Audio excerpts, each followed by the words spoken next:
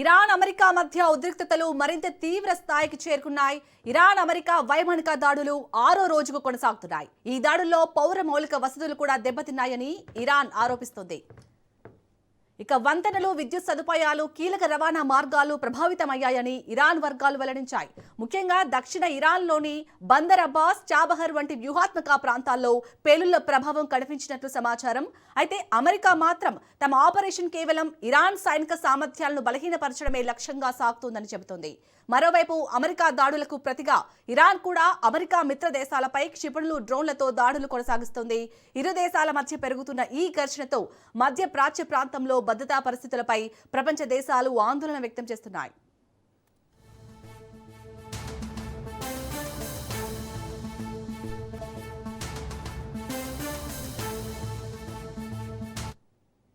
ఇక అమెరికా దాడుల్లో అయితే చాబహర్ టవర్ కుప్పకూలినట్టుగా తెలుస్తుంది. లేటెస్ట్ అప్డేట్స్ ని మా ప్రతినిధి పవన్ అందిస్తారు. పవన్,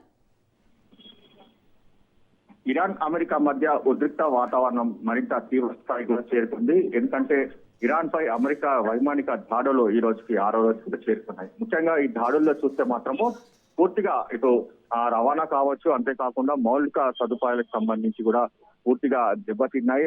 ముఖ్యంగా చూస్తే వంతెనలు, విద్యుత్ సదుపాయాలు, కీలక రవాణా మార్గాలన్నీ కూడా దీనికి సంబంధించి స్తంభించిపోయిన పరిస్థితి కూడా చూస్తున్నాము. అయితే ఇందులో చూస్తే మాత్రం ప్రధానంగా దక్షిణ ఇరాన్ లోని బందర్ అబ్బాస్, చాబహార్ వంటి యొక్క ప్రాంతాల్లో దీనికి సంబంధించి కూడా పేలుళ్ల ప్రభావం కనిపించినట్టుగా దీనికి సంబంధించి కూడా తెలుస్తుంది. అయితే అమెరికా మాత్రం తమ ఆపరేషన్ కేవలం ఇరాన్ సైనిక సామర్థ్యాలను బలహీనపరచడమే లక్ష్యంగా కొనసాగుతుందని చెప్పి కూడా ఇప్పటికే ఒక కీలక ప్రకటన కూడా చేసింది. అయితే దీనికి సంబంధించి అమెరికా దాడులకు ప్రతిగా యొక్క ఇరాన్ కూడా అమెరికా మిత్ర దేశాలైన క్షిపణులకు సంబంధించి డ్రోన్ల ద్వారా కూడా కొనసాగిస్తుంది. ఇరు దేశాల మధ్య కూడా పెరుగుతున్న యొక్క ఘర్షణ మధ్య తీవ్ర స్థాయి కూడా చేరుకున్న పరిస్థితి చూస్తున్నాం.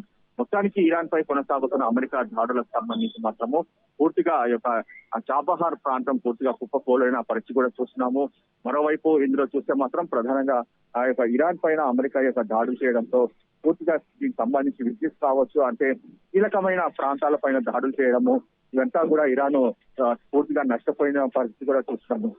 అయితే అమెరికా మాత్రం సైనిక సామర్థ్యాలను దెబ్బతీసే విధంగానే తమ దాడులు ఉంటాయి, ఇతర సంబంధించిన దాడులు ఉండవని చెప్పి కూడా ఇప్పటికీ ఒక ప్రకటన చేసిన పరిస్థితి చూస్తున్నాం. మొత్తానికి ఈ దాడులకు సంబంధించి ఈ రోజు 6వ రోజు కూడా చేరుతుంది.